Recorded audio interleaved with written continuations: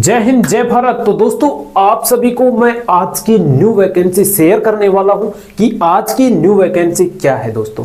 तो बने रहिए आप। आज मैं आपके साथ सभी चीजें शेयर करूंगा। इसमें आयु क्या है, ठीक है, और इसमें मतलब चयन कैसे होगा, सैलरी क्या है, अच्छी है नहीं है नौकरी, आपको अभी पता चल जाएगा। मैं आपके साथ शेयर करने वाला हूं, ठीक है। तो आप फटाफट से, अभी तक हमसे नहीं जुड़े हैं तो फटाफट से यार बानसूर रोजगार चैनल सब्सक्राइब कर दो। आपको रोजाना इसी टाइप की एग्जाम देखने को मिलेगा, ठीक है। तो चलिए फटाफट से हम आपके साथ शेयर कर देते हैं। और मैं हूं आपके साथ मिस्टर बाबू और आप सभी दोस्तों का स्वागत करता हूं बानसूर रोजगार में। तो चलिए फटाफट से देख लेते हैं दोस्तों। ये भर्ती है सीआरपीएफ में निकल रही है। किसमें? सीआरपीएफ में निकल रही है, जिसके दो एग्जाम है। एक तो है एसआई की और एक है एएसआई। दोनों है इसमें, सीआरपीएफ में दोनों है ये, ठीक है। यानी कि एसआई सब इंस्पेक्टर भर्ती और एएसआई असिस्टेंट इंस्पेक्टर भर्ती, ठीक है। आपको समझ में आ गया होगा। तो सबसे पहले हम देख लेते हैं सीआरपीएफ का अर्थ क्या होता है। तो सी का होगा केंद्रीय, और आर का हो गया रिजर्व, पी का हो गया पुलिस और एफ का हो गया फोर्स। यानी कि केंद्रीय रिजर्व पुलिस फोर्स, इसकी ये भर्ती है, ठीक है। हिंदी आ गई आपको। चलिए अब हम सबसे पहले इसमें बात करेंगे कि ये ऑफलाइन है या फिर ऑनलाइन है। तो हम देखिए, सबसे पहले हम आपको ये बता देते हैं कि ये होगा दोस्तों ऑनलाइन आवेदन। क्या होंगे? इसके फॉर्म आपको ऑनलाइन भरने होंगे। आगे यहां तक समझ में। अब देख लेते हैं आवेदन शुरू कब से है। तो आवेदन शुरू तो भाई साहब 1 मई से हो रहे हैं। 1 मई से हो रहे हैं आवेदन शुरू, और लास्ट कब तक भरे जाएंगे? 21 मई तक भरे जाएंगे। तो आपके पास टाइम है, भर दो भाई। 21 मई तक आप फॉर्म अप्लाई कर सकते हो। अब बात कर ले पदों की। तो भाई साहब इसमें जो पद है ना वो है 212। बहुत ज्यादा है। अगर आप तैयारी कर रहे हो ना तो 212 आपके लिए बहुत है, ठीक है। और आवेदन शुल्क फीस देख लेते हैं, इसमें फीस कितनी लग रही है ना। तो देखिए, हर दोनों चीजों की बताऊंगा मैं फीस, दोनों चीजों की। देखिए एएसआई की बताऊंगा और एसआई की भी। तो देखिए दोनों चीजों की मैं बताऊंगा, एएसआई और एसआई की, ये आपको कितनी फीस लगेगी, ठीक है। देखिए जनरल, ओबीसी और ईडब्ल्यूएस, एएसआई 100 रुपये लगेगी, 100 रुपये लगेगी आपकी। यही बात जनरल, ओबीसी, ईडब्ल्यूएस, एसआई में 200 रुपये लगेगी। ई मित्र वाला ले लेगा 50 रुपये आपके पास, ठीक है। 100 रुपये मतलब वैसे कटेंगे तुम्हारे, ठीक है, और 50 रुपये आपके पास ई मित्र वाला लेगा, यानी 150 हो गए टोटल। और इसी तरह एसआई में 200 रुपये लगेंगे, 50 रुपये आपके पास लेगा ई मित्र वाला, 250 हो गए, ठीक है। एससी एसटी की 0 है, ठीक है। अब देख लेते हैं, बात कर लेते हैं आयु की, उम्र की। तो उम्र कितनी है देखिए दोस्तों, एसआई की जो उम्र है ना वो है 21 से 30 वर्ष की, और एएसआई की जो उम्र मांग रहे हैं वो है 18 से 25 वर्ष।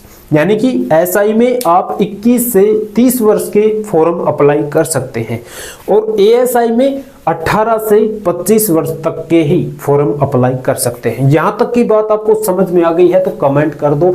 अगर कोई चीज इसमें डाउट आपको दिख रही है कि मुझे ये नहीं समझ में आई, तो भी कमेंट कर दो, मैं बता दूंगा, ठीक है। अब बात कर ले सैलरी की, यानी तनख्वाह, पैसा कितना होगा।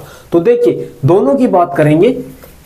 एसआई की जो सैलरी है ना वो है 35,400, ठीक है, और एएसआई की जो तनख्वाह है वो है 29,200 रुपये मात्र। यहां तक की बात समझ में आनी चाहिए आपको। अब चयन कैसे होगा, देखिए चयन भी बताऊंगा। सबसे पहले आपका रिटन एग्जाम होगा, ठीक है, फिर आपका फिजिकल टेस्ट होगा, और फिर एफिशिएंसी टेस्ट होगा। अब एफिशिएंसी टेस्ट क्या होता है? देखिए एफिशिएंसी टेस्ट है दक्षता परीक्षा, यानी आपको कार्य करवा कर देखेंगे कि भाई साहब कार्य मतलब काम भी आता है या फिर ऐसे ही हवाबाजी करता घूमता है गलियों में, ठीक है। तो ये आपसे देखेंगे एफिशिएंसी टेस्ट में। और आपका डॉक्यूमेंट्स वेरिफिकेशन होना चाहिए, यानी सभी डॉक्यूमेंट्स आपके एकदम अच्छे से होने चाहिए, सभी कंप्लीट होने चाहिए। और होगा आपका मेडिकल। यहां तक की बात आपको समझ में आ गई है, ठीक है। मेडिकल होगा, डॉक्यूमेंट्स वेरिफिकेशन होंगे और ये टेस्ट होगा, कार्य करवा कर देखेंगे, ठीक है। अब चलते हैं पोस्ट के नामों पर, यानी इसमें कौन कौन सी पोस्ट है ये भी मैं आपको बताता हूं, और इसमें पद भी बताऊंगा, कौन सी पोस्ट में कितने पद हैं, और योग्यता भी बताऊंगा कि भाई साहब कितना पढ़ा लिखा इन पोस्टों के लायक है, वो ही फॉर्म अप्लाई करेगा। तो चलिए शुरू कर लेते हैं। एसआई की देख लेते हैं सबसे पहले, SIRO, यानी कि एसआई में ये पोस्ट है रेडियो ऑपरेटर की। अब इसमें टोटल पद है भाई साहब 19। आपकी क्षमता है तो भर सकते हो। अब देखिए 19 पद है ना।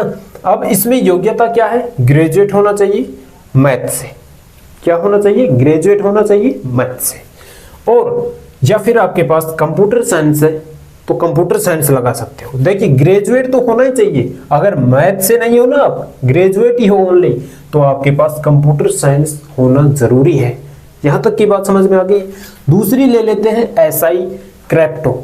एसआई क्रिप्टो में कितने पद हैं? 7 पद हैं। ठीक, अब देखिए एसआई क्रिप्टो में भी 7 पद है और इसमें भी ग्रेजुएट होना चाहिए मैथ से। ठीक है, तभी आप ये फॉर्म अप्लाई कर सकते हो। चलिए अगला देख लेते हैं एसआई टेक्निकल। एसआई टेक्निकल में कितने पद हैं? 5 पद हैं। अब इसमें भी ग्रेजुएट होना चाहिए। क्या होना चाहिए? ग्रेजुएट होना चाहिए बीटेक से।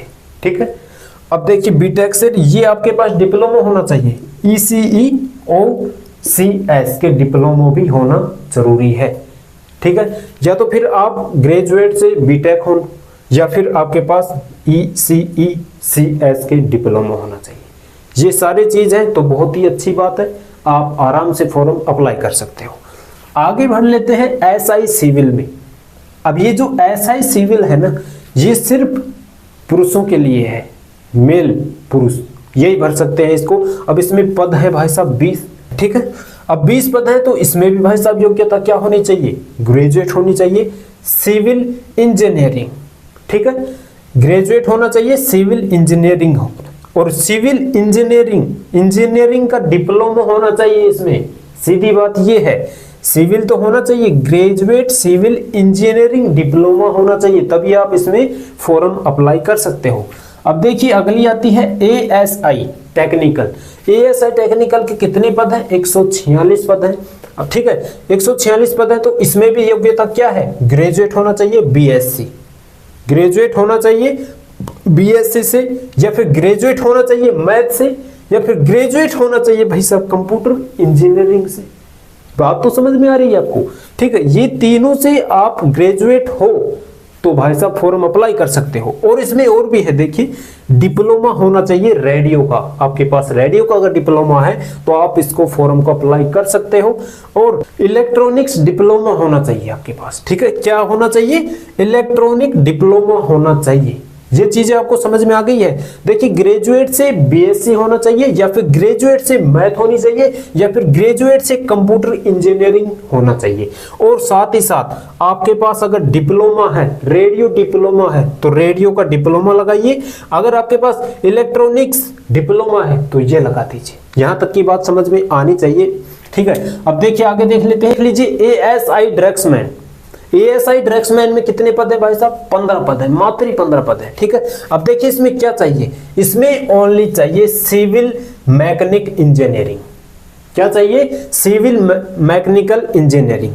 और डिप्लोमा किसका होना चाहिए? ड्रग्समैन का। अब बोल रहे हैं लोग और सुन रहे हैं आप कि भाई साहब हमें ये समझ में नहीं आता कि ये साला ड्रग्समैन होता क्या है। तो ये ड्रग्समैन पकड़ने वाला होता है, जो अफीम गांजा ये सारी चीजें होती है, इनको पकड़ने वाला होता है ड्रग्समैन। समझ में आ गई है? पूरी बात आपको अच्छे से समझ में आनी चाहिए। ठीक है, यहां तक की पूरी बात जितनी भी बताया हूं सारी समझ में आनी चाहिए आपको। और कमेंट भी कर देना कि हाँ सर बिल्कुल अच्छे से समझ में आ गई है। और समझ में आ गई है ना तो चैनल को सब्सक्राइब जरूर कर लेना, क्योंकि आगे भी जितने भी भर्तियां आएगी, नोटिफिकेशन आएगी, वो आपके साथ शेयर ऐसे ही करूंगा मैं आपको। ठीक है, तो बने रहिए आप। और चैनल पर पहली बार आए हैं तो फटाफट से चैनल को सब्सक्राइब कर लो और वीडियो को आगे तक पहुंचा दो, ताकि वो भी समझे आपकी तरह। तो चलिए मिलेंगे नेक्स्ट वीडियो में, वो भी धमाकेदार। जब तक के लिए सभी साथियों को जय हिंद, वंदे मातरम।